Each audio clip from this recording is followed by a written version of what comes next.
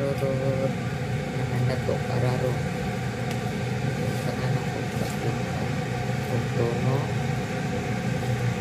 gata-gata siya at tono sa isa. Tapos lagyan ko ng nangka na hinog na galing dito sa lata.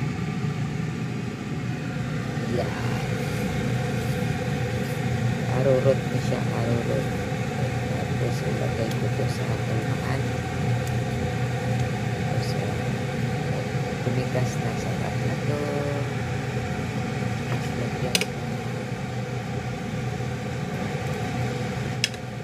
nangka na hinog.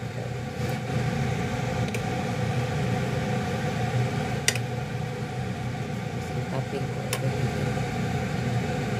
Itapin ko yung ito. Guys, puno o kanang lugar pag natok sa araro kapalit man ko sinko kasi sila tagsinko sa asya lugar na rin kayo nalimot ako dito lugar na rin ko kapalit ba natok 100 grams